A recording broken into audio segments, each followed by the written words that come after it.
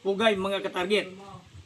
Ngayong araw, ang ipapakita ko sa inyo ay ang video tungkol sa ginagawa kong aklat kung saan dito ay ipakikita natin ang iba't ibang movement.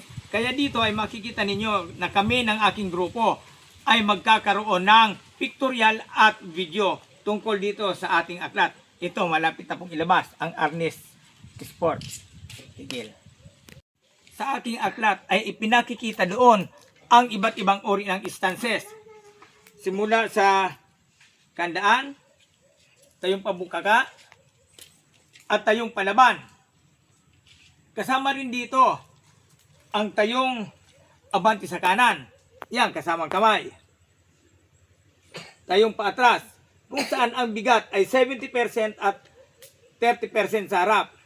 Ganon din sa kaliwa. Tayong abante sa kaliwa, tayong paatras, or tinatawag na cut stance.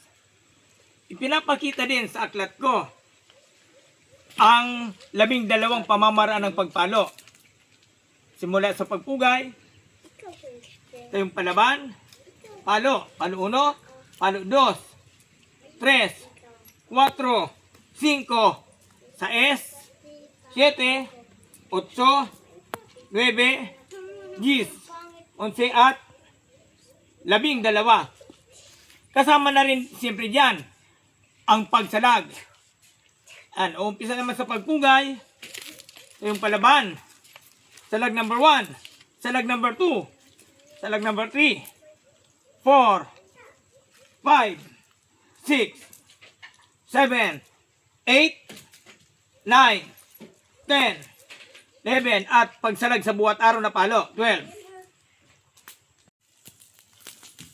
Isinama ko rin dito ang mga advance, katulad ng kontra-atake, salag, and then atake, at maging ang tinatawag na disarming technique. Okay, sa mga susunod na video ay muli kong ipapakita sa inyo kung paano ang application ng pagsalag at pagkontra-salag, kontra-atake, at maging ang disarma. Ipapakita ko yan sa inyo ng may kapartner. So abangan ninyo pati ang ating aklat, ang Arnis Sport. Okay, see you mga target. Okay, pugay.